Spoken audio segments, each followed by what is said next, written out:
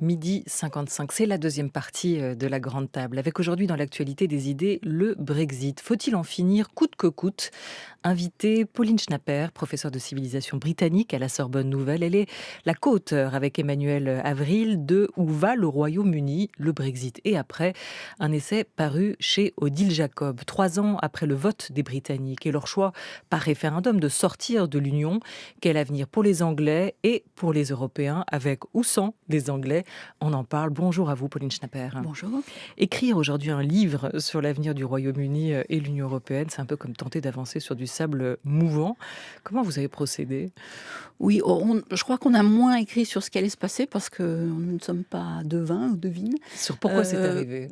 voilà, donc Ouais. il s'agissait surtout de comprendre comment on en était arrivé là. Donc on a eu un regard plutôt rétrospectif et en même temps essayer aussi d'analyser ce qui se passait pour l'instant, en ce moment.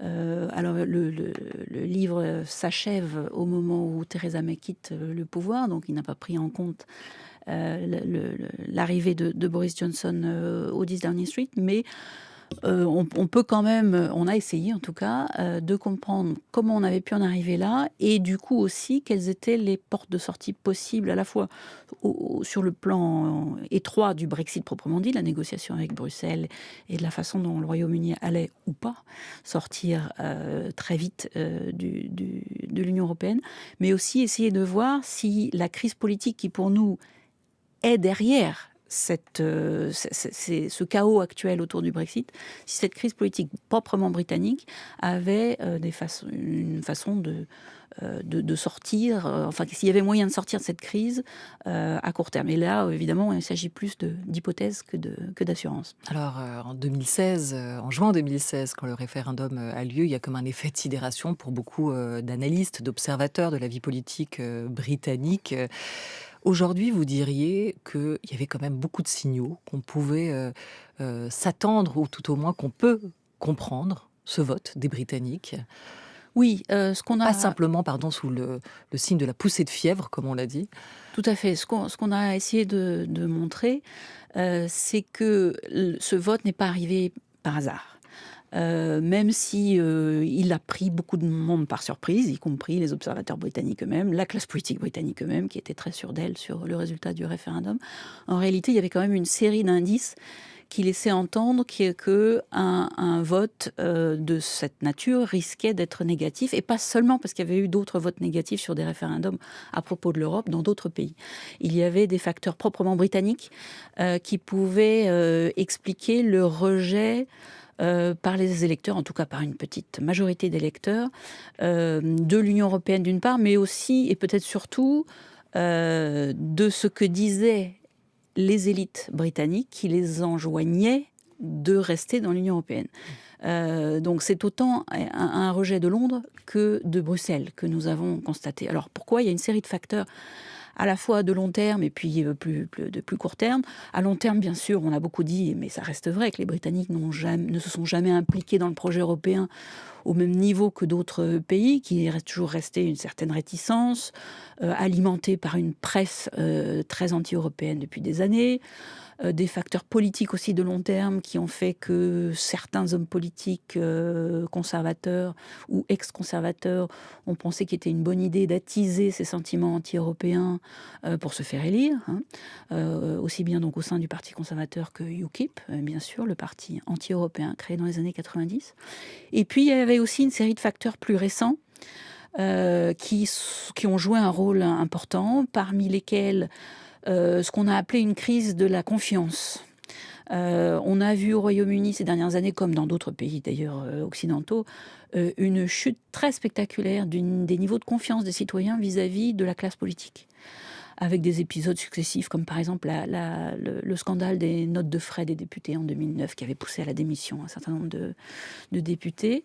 Donc on voyait déjà dans les sondages un rejet de la classe politique qui s'est manifesté très clairement dans le vote pour le Brexit. Et puis il y a eu bien sûr la crise financière, la récession des années 2008-2009 et les politiques qui ont été adoptées juste après, les politiques d'austérité adoptées depuis 2010 et qui ont affecté très durement les classes les plus populaires et les régions anglaises notamment, les plus pauvres, qui ont été directement affectés par notamment les réductions des budgets sociaux.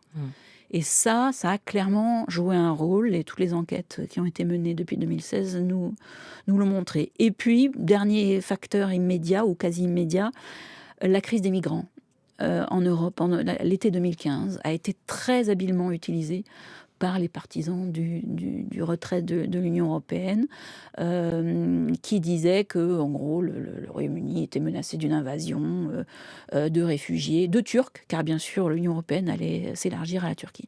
Donc tout Et ça quand la a crise fait... des migrants arrive, et vous le montrez aussi, le modèle multiculturel de la Grande-Bretagne était déjà Tout à fait. en train de se fissurer aussi. Et sur la question ou le facteur économique, pareil, vous évoquez les effets de la crise de 2008, mais vous racontez aussi et montrez comment l'orthodoxie économique qui prévalait jusqu'ici, déjà en Grande-Bretagne, avait eu des effets dévastateurs sur les populations les plus fragiles en Grande-Bretagne, l'endettement, la bulle immobilière, la question du niveau de vie qui avait déjà fortement baissé. Donc tout ça arrive, quand la crise arrive de 2008, la Grande-Bretagne est déjà fragilisée. Absolument, ce sont des éléments, disons, socio-économiques qui ont été un peu négligés en 2015-2016, parce qu'il y avait un discours du gouvernement conservateur ou de coalition conservateur libéral-démocrate de David Cameron, tout un discours très positif sur on a sauvé l'économie britannique après la crise de 2008, on a réduit les dépenses publiques, ça nous a permis de réduire le déficit, on n'a quasiment pas de chômage, tout ce qui était vrai par ailleurs, mais qui masquait les effets tout à fait délétères sur le plan social de ces politiques, les fermetures de services sociaux, les réductions budgétaires dans l'éducation, dans la santé, etc. Et tout ça a alimenté une espèce alors désespoir, le mot est probablement trop fort, mais en tout cas de désenchantement très fort de la part de pans entiers de la société britannique qui ont voulu dire ce qu'ils en pensaient à leur gouvernement, et ce référendum a été une occasion en or pour eux pour se faire. Le Brexit n'aura pas de happy end, ça c'est ce qu'a prédit dans l'Obs la semaine dernière le romancier britannique Jonathan Coe, dont le nouveau roman Le cœur de l'Angleterre raconte justement sur une décennie et très bien ce délitement de la société britannique depuis la crise de 2008, des Britanniques on disait tempérés, modérés, pragmatiques, et qui se sont révélés aux yeux de certains beaucoup plus radicaux et décidés et tranchés dans leur choix, notamment à travers ce référendum portant Brexit en 2016. Elle accuse le coup, la Grande-Bretagne, donc de ce séisme financier, elle, la place forte du libéralisme au sein de l'Union européenne aussi, cette exemplarité britannique, ce modèle britannique est fragilisé et fragilise du même coup toutes les démocraties libérales en Europe. Tout à fait. Il y a une fragilisation à la fois du modèle économique dont vous avez parlé, le néolibéralisme, qui était d'abord britannique et américain dans les années 80 et qui avait été exporté dans une certaine mesure dans le reste de l'Europe, et qui est clairement fragilisé. On voit maintenant des travaillistes qui sont favorables à la nationalisation des chemins de fer, ou des choses qui auraient été impensables il y a encore quelques années. Et puis, ce dont on voulait beaucoup parler aussi, c'était de la remise en cause du modèle démocratique, du modèle politique de la démocratie de Westminster, qui est vraiment remise en question depuis 2016, pas seulement parce qu'on a eu recours à un référendum, ce qui contourne le système parlementaire traditionnel, mais aussi parce que depuis, les partis politiques sont totalement empêtrés dans les suites à donner à ce résultat finalement très serré de 2016. Et aussi parce qu'on voit depuis 3 ans des attaques de type populiste contre le Parlement, contre les parlementaires, contre les partis, contre les juges, les journalistes, les élites en général, qui affaiblissent l'ensemble du système politique. Et ça c'est vraiment inquiétant. Mais bon, comme vous dites, ça n'est pas propre au Royaume-Uni. 3 ans après, où en est-on? Nigel Farage, dont le parti du Brexit a réalisé un score assez remarquable au scrutin européen de mai dernier. Lui, il est partisan plutôt d'une rupture nette, d'une sortie, y compris sans accord. On l'écoute. C'est la première fois dans l'histoire de la politique britannique qu'un parti créé il y a tout juste 6 semaines arrive en tête d'un scrutin lors d'une élection nationale. L'explication est évidente. Nous avons voté pour quitter l'UE lors d'un référendum.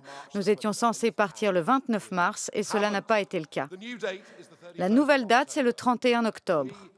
Au sein du parti du Brexit, nous avons beaucoup d'hommes et de femmes d'expérience dans les affaires. Nous voulons faire partie de l'équipe qui négocie. Nous voulons prendre nos responsabilités face à la situation. Et nous sommes prêts à le faire. J'espère que le gouvernement écoute. Si nous ne partons pas le 31 octobre, alors les résultats du parti du Brexit que vous avez vus aujourd'hui se répéteront aux élections générales. Et nous nous y préparons. Comment expliquer ce succès, celui du parti du Brexit, aujourd'hui encore? Parce qu'on a beaucoup dit donc poussée de fièvre en 2016. Or, il semblerait que si on écoute les résultats de ce vote britannique à la dernière élection européenne, que si un nouveau référendum avait lieu aujourd'hui, il ne serait pas si sûr que les Britanniques ne choisiraient pas la même chose qu'en 2016 et choisiraient, comme certains le pensent ou le disent, de rester dans l'Union européenne. Hein. Oui, tout à fait. Alors, le Brexit Party n'est pas nouveau. C'est l'héritier de UKIP, avec le même leader, c'est Nigel Farage, qui est à l'origine du succès d'abord de UKIP. UKIP s'est effondré, Farage l'a quitté et a créé, alors à partir de zéro, mais en fait pas tout à fait à partir de zéro, donc ce parti du Brexit, largement soutenu par un certain nombre d'individus qui le financent. Et il a eu quasiment le même résultat aux élections européennes qu'avait eu UKIP 5 ans auparavant. Donc, si vous voulez, c'est à la fois évidemment un gros succès, il est arrivé premier, c'est très spectaculaire, mais ce n'est pas une grosse différence par rapport aux élections européennes de 2014. Qui sont, pardon, ces individus qui le financent et le soutiennent? Des gens comme quand on dit ça, on a l'impression d'une nébuleuse. Des gens comme Aaron Banks, dont on a parlé à propos du scandale de Cambridge Analytica, donc des financements. Et lui-même, Aaron Banks, finance. Alors, on ne sait pas très bien d'où viennent ces financements, mais on soupçonne la Russie d'avoir été derrière le financement de la campagne du livre par l'intermédiaire de ce Aaron Banks, qui est un proche de Nigel Farage. Mais c'est des soupçons, on n'a pas de... Enfin, c'est un peu plus que des soupçons. Il y a une enquête parlementaire qui est allée assez loin là-dessus. Il n'y a pas eu de procès encore. Donc, de ce point de vue-là, effectivement, il faut rester prudent. Mais enfin, il y a de forts soupçons. Et ces soutiens disent quoi, en fait, de la stratégie du parti du Brexit? Le parti du Brexit veut sortir immédiatement et sans accord donc sans accord de transition, puisque c'était de ça dont il s'était agi, de l'Union européenne. Ils estiment que le Parti conservateur au pouvoir a été incapable de sortir, puisque Theresa May, comme vous le savez, a conclu un accord en novembre dernier avec l'Union européenne qui portait sur une période de transition qui permettait de sortir en douceur de l'Union européenne, qui a été rejeté par le Parlement. Et donc l'argument de ce Brexit Party, c'est on ne peut pas faire confiance au Parlement pour sortir de l'Union européenne, on ne peut pas faire confiance aux conservateurs, et donc voter. Si vous voulez vraiment sortir absolument dès le 31 octobre, il faut voter pour nous. Et c'est pour ça qu'aux élections européennes, le Parti conservateur s'est effondré. C'est-à-dire que les électeurs pro-Brexit du Parti conservateur se sont reportés sur ce Brexit Party. Alors, est-ce qu'on peut complètement lui donner tort à ce parti et à cette voix qu'il incarne, celle de Nigel Farage, sur ce cas-là? C'est vrai que les conservateurs ont échoué pour l'instant. Oui, non, de ce point de vue-là, il y a une logique, totale, à la fois dans UKIP et dans ce parti, qui inquiète beaucoup Boris Johnson et le Parti conservateur. Donc, le durcissement de la position du gouvernement depuis que Boris Johnson est Premier ministre, donc depuis la fin juillet, est directement lié à ce succès du Brexit Party. Il s'agit de resiphonner les voix du Brexit Party, de les faire revenir au Parti conservateur, dont elles sont pour la plupart issues. Et pour cela, il faut faire ce que demande le Brexit Party, c'est-à-dire sortir à tout prix, avec ou sans accord, le 31 octobre. C'est là-dessus c'est vers cette solution, si on peut dire, que se dirige Boris Johnson. Pourquoi ces négociations sont si compliquées depuis 3 ans? Le fond du problème, c'est que les Britanniques n'ont pas pris conscience de l'imbrication totale de leur économie avec celle de l'Union européenne. Personne ne leur a dit que la moitié de leurs échanges commerciaux se faisait avec l'Union européenne, que la moitié de ce qu'ils consomment en fruits et légumes vient du continent, que les pièces détachées des usines automobiles circulent librement entre le continent et le Royaume-Uni par le tunnel, et que quand on sort de l'Union européenne, tout cela ne s'arrête pas, bien sûr, mais devient plus compliqué, que des tarifs douaniers doivent être imposés, que des contrôles doivent avoir lieu aux frontières, que les droits des citoyens disparaissent. Tous les citoyens britanniques qui résident aujourd'hui dans le sud-ouest de la France ou en Espagne sont particulièrement inquiets.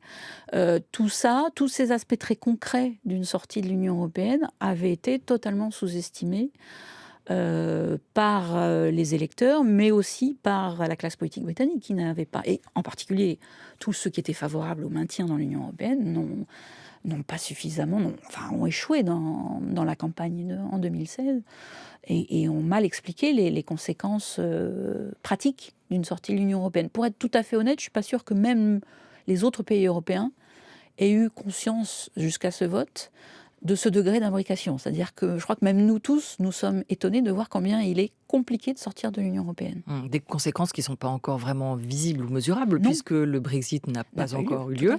Donc tout ce qui est mesurable, pour l'instant, dans l'ordre c'est... de l'évaluation. Oui, tout ce qu'on voit pour l'instant, c'est l'incertitude et les effets de l'incertitude sur les choix économiques des entreprises en particulier. Alors, est-ce que les Européens avaient mesuré ou pas les effets ? On se souvient quand même que tous les dirigeants de l'Union européenne et des pays membres de l'Union européenne ont parlé d'une seule voix pour tenter de retenir la Grande-Bretagne et les électeurs britanniques dans l'Union au moment de ce référendum de 2016. Qui a intérêt aujourd'hui à ce que le Brexit se fasse vite et coûte que coûte, et qui a intérêt, au contraire, à faire durer le plaisir ? Je vous propose d'écouter les mots du journaliste et correspondant Libération à Bruxelles, Jean Quatremer. C'était en 2016, sur la question de l'exemplarité aussi d'un Brexit s'il advenait. Le débat qui a lieu actuellement, c'est de savoir si on rend la sortie de la Grande-Bretagne très douloureuse ou pas. En clair, l'idée, c'est d'abord de les faire sortir, et puis ensuite, dans 2 ans, de renégocier un accord pour voir à quelle partie du marché intérieur ils auront accès. Mais ça va être violent, parce que ça veut dire que pendant plusieurs années, ils n'auront plus accès au marché intérieur, y compris pour leurs services financiers, y compris pour le droit au séjour, etc. Et donc, pour la première fois, et je trouve ça fascinant ce qui va se passer, c'est que là, on va mettre en œuvre et on va voir grandeur nature ce qui se passe quand un pays, qui en plus n'est pas totalement intégré à l'Union européenne, quitte l'Union européenne. Et c'est ça qui est intéressant. Et ça panique l'extrême droite, ça panique complètement l'extrême droite, parce qu'ils se disent, ils ont compris que ça va mal se passer. Ce que tu disais tout à l'heure à propos de Boris Johnson, même de Nigel Farage, qui dit finalement il n'y a pas urgence, c'est que les mecs se rendent compte qu'ils se sont fait sauter eux-mêmes. Et là, c'est génial. On ne doit pas être gentil avec les Britanniques. Quand je dis qu'il faut être méchant avec les Britanniques, moi je fais partie des gens qui poussent à fond pour que ça soit dur, c'est parce qu'il faut qu'on voit ce que c'est un pays. Sérieux. Voilà. Ils ont voulu sortir, mais on va respecter leur vote, mais jusqu'au bout. Ils vont le bouffer jusqu'au bout. Voilà, ils vont le bouffer jusqu'au bout, leur vote. Bon, c'est dit avec une certaine assurance. Là, on est donc en 2016. Mais est-ce que c'est pas ce qui s'est réellement passé, Pauline Schnapper ? Est-ce que depuis 3 ans, les Européens négocient dans un état d'esprit, dirions-nous plus poliment, très dissuasif ? Il y a certainement un peu de ça. Il y a surtout la volonté, je crois, de la part des Européens en général, de protéger l'Union européenne telle qu'elle est, et notamment de protéger le marché unique.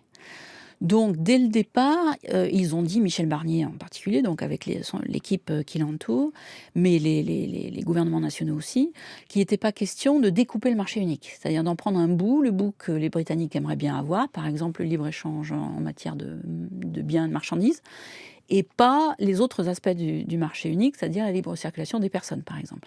Et ça, depuis le début, ils ont dit, on ne découpe pas le marché unique. Et ça, c'était, d'une part, sûrement pour dissuader d'autres pays d'aller dans la direction que prenait le Royaume-Uni, mais aussi par un réflexe, je pense, de survie. Le mot est peut-être un peu fort, mais en tout cas de protection de ce qui existe et de ce à quoi tout le monde est très attaché, c'est-à-dire cette unité de l'Union européenne et du marché unique. En face, il y a eu des tentatives très maladroites de la part de Theresa May. Alors, je ne veux pas tirer sur une ambulance, elle n'est plus là, mais enfin, elle a quand même fait un certain nombre d'erreurs, par exemple, en excluant dès le départ de rester dans le marché unique et l'union douanière. Dès octobre 2016, avant même le début des négociations, elle disait les Britanniques ont voté pour sortir. Non, du marché unique et de l'union douanière. Non, ils ont sorti pour sortir de l'Union européenne. Ils ont voté pour sortir de l'Union européenne, pardon, mais en aucun cas, ils n'avaient pris parti sur ces questions techniques. Donc elle s'est enfermée dans ce discours très, très négatif, et du coup, les Européens en face disaient, bon, si vous sortez, d'accord, vous sortez du marché unique, vous sortez du marché unique. Vous ne restez pas, vous ne gardez pas le libre-échange en matière de biens et de marchandises. Donc, oui, l'Union européenne a été très ferme. Elle était en position de force aussi, bien sûr. Quand on est 27, on est plus fort que quand on est seul. Ça, c'est aussi quelque chose que les Britanniques ont mis beaucoup de temps à comprendre. Mais en même temps, ils ont été cohérents et ils n'ont cessé de dire la même chose depuis le début. Et encore une fois, si on se place d'un point de vue européen, c'était vraisemblablement la meilleure chose à faire. Je ne vois pas très bien ce qui aurait pu être fait de plus pour accommoder Theresa May, par exemple. Mais il y a quand même un déficit démocratique aujourd'hui en Europe, et l'Union européenne souffre de cela. Ça lui est régulièrement rappelé depuis 2005 et le référendum français qui n'a pas été entendu et qui a été dépassé, voire outrepassé. C'est à nouveau ce qui est en train de se jouer aujourd'hui avec le Brexit. Quelle image l'Union européenne en termes démocratiques va-t-elle donner si elle continue à ne pas entendre le résultat d'un vote qui l'est, lui, démocratique? Elle l'entend tout à fait. Elle attend que le Royaume-Uni décide ce qu'il veut faire. Mais on peut pas dire du tout que l'Europe aujourd'hui essaye d'empêcher le Royaume-Uni de sortir. Au contraire, si vous écoutez ce que dit le président Macron en ce moment, c'est allez-y. Sortez le 31 octobre, sans accord si vous voulez. Allez-y, mais payez la facture. Et bien sûr, payez la facture. Et sur l'affaire du référendum de 2005, c'est quelque chose auquel le gouvernement français est particulièrement sensible. Emmanuel Macron lui-même et ses différentes ministres des Affaires européennes, Nathalie Loiseau et Amélie de Montchalin, ont tous dit, écoutez, ils ont décidé, ils ont choisi, ils ont voté. Il ne faut pas refaire ce qui s'est passé en 2005, où on a donné l'impression qu'on avait contourné le vote des Français. Il faut respecter le vote des Britanniques. Donc non, là, je ne suis pas tout à fait d'accord avec vous là-dessus. Je ne crois pas du tout en ce moment que les Européens essayent d'empêcher les Britanniques de sortir. Le problème, il est beaucoup plus à Londres en ce moment qu'à Bruxelles. C'est les Britanniques entre eux qui n'arrivent pas à se mettre d'accord. Ce n'est pas tant un problème européen. France Culture, il est 13h18, invitée de cette grande table des idées, la chercheuse et professeure à la Sorbonne Nouvelle, Pauline Schnapper, à l'occasion de la parution de ce livre qu'elle co-signe avec Emmanuel Avril, Où va le Royaume-Uni? Le Brexit et après, c'est chez Odile Jacob. France Culture, la grande table, Olivia Gesbert. Où va le Royaume-Uni? Pauline Schnapper, c'est le titre de votre essai. Droit vers une crise institutionnelle et politique. Ça, ce sont les mots de Jérémy Corbyn, le chef du Parti travailliste, qui semble vous répondre. Il réunit aujourd'hui même autour de lui les dirigeants de l'opposition. Quelle carte a-t-il à jouer, Jérémy Corbyn? C'est très compliqué. C'est très compliqué parce que lui-même est très ambigu.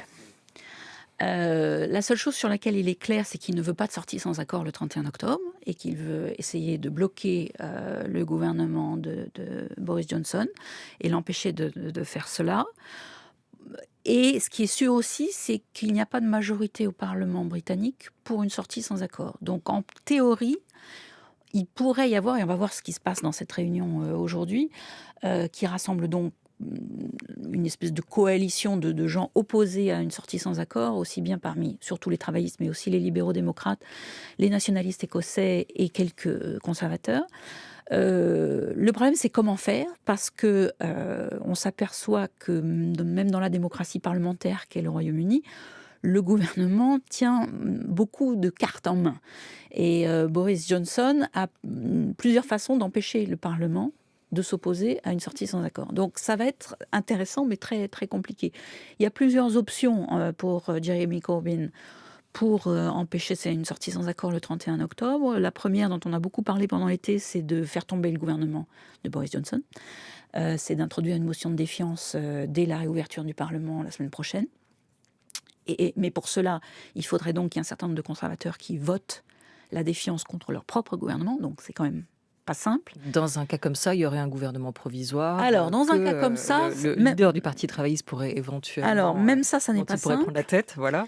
Parce que le gouvernement sortant aurait d'abord 2 semaines pour essayer de trouver, et le Parlement aurait 2 semaines pour essayer de trouver un gouvernement de remplacement. Donc, or, Jeremy Corbyn est très impopulaire chez les conservateurs. On voit mal des conservateurs, même opposés à Boris Johnson, voter pour Jeremy Corbyn Premier ministre. Donc ça, c'est quand même compliqué. Par ailleurs, l'autre carte que peut jouer Boris Johnson, c'est que même s'il chute, et même s'il n'y a pas de gouvernement de substitution qui peut se mettre en place, il peut décider lui-même de la date des prochaines élections. Et ce qu'il pourrait bien faire, c'est fixer cette date des élections au 1er novembre, c'est-à-dire après le 31 octobre, après la sortie, après le Brexit. Et comme par défaut, c'est un Brexit sans accord qui aurait lieu, si le Parlement ne vote pas explicitement pour refuser une sortie sans accord, ce qui est une autre hypothèse, à défaut de faire tomber le gouvernement, c'est de voter une loi empêchant une sortie sans accord. Voilà où on en est. Tout cela est extrêmement compliqué. Beaucoup de cuisine parlementaire à venir dans les semaines qui viennent. Et pour l'instant, bien malin qui pourrait dire comment, si Boris Johnson peut être arrêté dans cette espèce de course folle vers le 31 octobre, vers la sortie sans accord, qui est celle vers laquelle on se dirige pour l'instant. On écoute Boris Johnson justement à l'issue du G7 où il était présent sur ses dernières interventions sur le Brexit, extrait d'un JT de TF1. Nous ne voulons pas du tout d'un Brexit dur. Nous travaillons beaucoup pour l'éviter. Et c'est pour cela que j'ai de bonnes discussions avec le président Macron, Angela Merkel et d'autres. Mais nous devons nous préparer à un no deal. Je ne pense pas que nos amis en France comprennent ce qui ne va pas avec l'accord actuel. Ce qu'il fait, c'est qu'il maintient le Royaume-Uni enfermé dans l'union douanière, enfermé dans les lois et les législations du marché unique, avec ces lois qui viennent de Bruxelles et de Luxembourg, mais sans influence britannique sur ces lois. Ce n'est pas une situation démocratique. Nous ne pouvons pas l'accepter. L'accord actuel est caduc. Comme ils disent à Bruxelles, c'est fini, terminé. Nous avons besoin d'autre chose. Alors, quel accord est-il en train d'essayer de négocier, Boris Johnson ? Il n'est pas en train d'essayer de négocier. Il faut dire les choses clairement. Un mot peut-être sur l'accord qui avait été signé et la raison pour laquelle Boris Johnson parle d'un accord non démocratique, ce qui venant de quelqu'un qui a été... Ce fameux accord qui est caduc. Voilà. Venant de quelqu'un qui a été élu par 150 membres du Parti conservateur au 10 Downing Street, la leçon de démocratie est d'ailleurs intéressante. Enfin bon, c'est une autre question. Le point qui pose problème dans l'accord de novembre dernier, c'est le fameux backstop, qui est l'arrangement permettant de ne pas rétablir de frontières physiques entre l'Irlande du Nord et la République d'Irlande au Sud, qui reste dans l'Union européenne. Cette fameuse frontière deviendra donc la frontière de l'Europe à partir du moment où le Royaume-Uni sortira de l'Union européenne. Or, personne ne veut de rétablissement de cette frontière parce qu'elle fait partie des accords de paix d'Irlande du Nord d'il y a 20 ans. L'abolition de cette frontière a été symboliquement, mais aussi économiquement, politiquement, une dimension très importante de ces accords de paix. Donc personne ne veut revenir là-dessus. Personne ne veut rétablir une frontière physique entre le Nord et le Sud de l'Irlande. Alors comment fait-on ? La solution qui avait été trouvée, le fameux backstop, donc, et qu'avait approuvé Theresa May, c'était que l'Irlande du Nord et l'ensemble du Royaume-Uni restent dans l'union douanière le temps qu'un futur accord de libre-échange soit signé entre l'Union européenne et le Royaume-Uni. Donc pendant 1 an, 2 ans, 3 ans, peut-être 5 ans. Mais pendant cette période de transition, ça permettait qu'il n'y ait pas besoin de rétablir des contrôles des marchandises entre le nord et le sud de l'Irlande.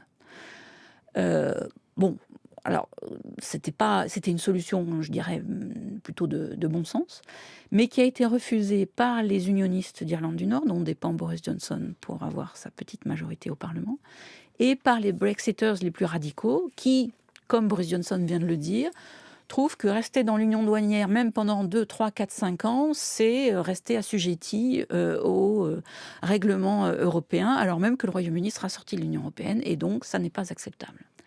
Le problème, c'est qu'il n'y a pas de solution de rechange. Si on ne veut pas rétablir de frontières, il faut que la frontière soit dans la mer d'Irlande, c'est-à-dire que l'Irlande du Nord reste dans le marché unique et l'Angleterre en sorte, soit que l'ensemble du Royaume-Uni reste dans cette union douanière pendant cette période de transition. Ça fait 2 ans et demi qu'on cherche d'autres solutions technologiques avec des caméras, des machins pour contrôler les marchandises à la frontière entre le nord et le sud de l'Irlande. Il n'y a pas de solution technologique. Et ça, Boris Johnson le sait très bien.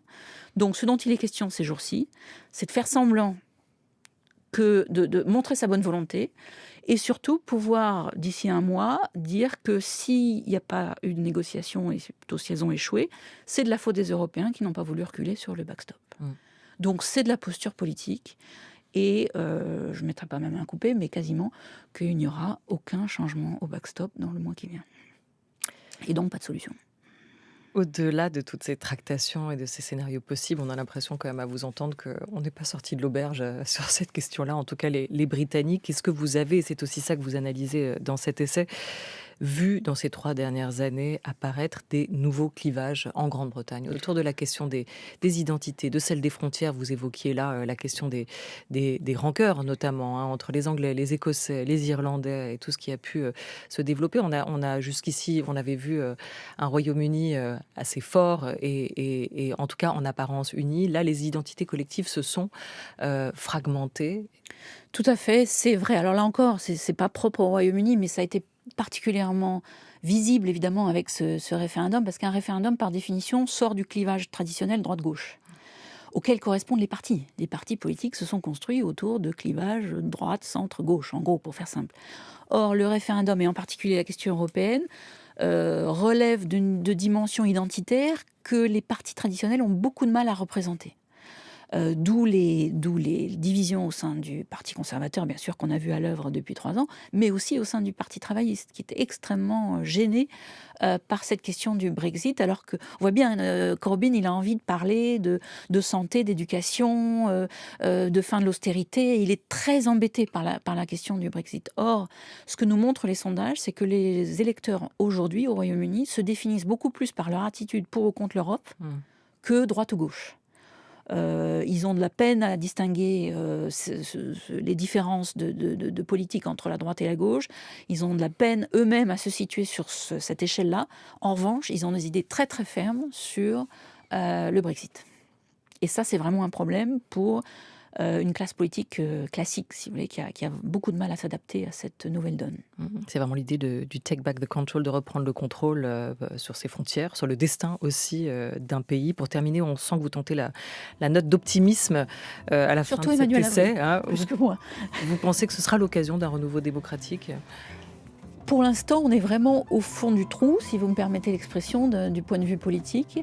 Ce qu'il faut espérer, c'est qu'effectivement, on ait des réalignements politiques autour peut-être de ces nouveaux clivages, de nouveaux partis ou des changements structurels dans les partis traditionnels. C'est ce qu'il faut souhaiter. Merci beaucoup à vous, Pauline Schnapper, et merci à Emmanuel Avril qui co-signe cet essai avec vous. Où va le Royaume-Uni ?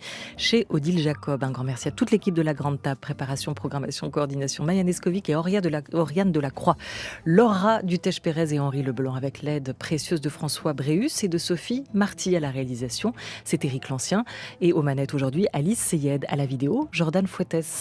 Très bel après-midi à tous sur France Culture.